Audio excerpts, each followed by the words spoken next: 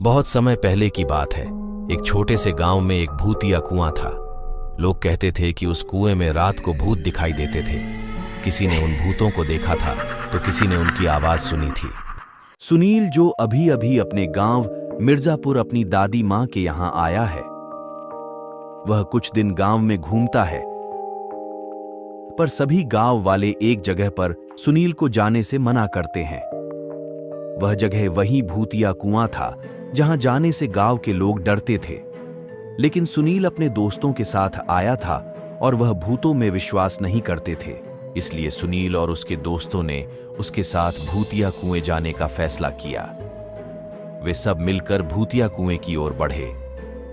कुएं की तरफ बढ़ते समय सुनील ने विचार किया कि क्यों ना भूतों से बात की जाए। कुएं के किनारे पहुंचकर सुनील ने अपने दोस्तों से कहा, मुझे लगता है हमें इन भूतों से बात करनी चाहिए।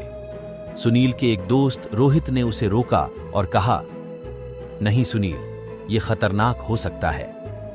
पर सुनील ने कहा, मुझे लगता है हमें उन्हें जानना चाहिए कि वे यहां पर क्या करते हैं और क्यों रहते हैं। वे सभी लोग आगे बढ़े और कुएं की तरफ चले। वहां उन्होंने देखा कि वहां बहुत से भूत घूम रहे हैं। सुनील ने भूतिया कुएं के किनारे खड़े भूतों से पूछा, आप यहां क्यों रहते हैं? भूतों ने उसे अपनी कहानी सुनाई। वे कहा करते,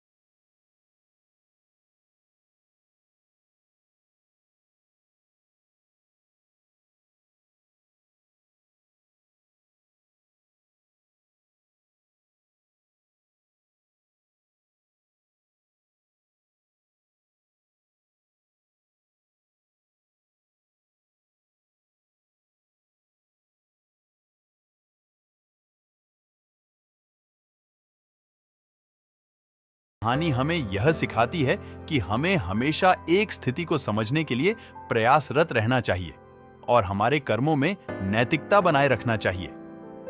जैसे भूतों की कहानी सुनकर सुनील ने उन्हें समझा और उनकी समस्या में सहानुभूति दिखाई। यह हमें याद दिलाता है कि हमें दूसरों के दुखों को समझने और मदद करने के लिए सहानुभूति और समझदारी दिखानी चाहिए।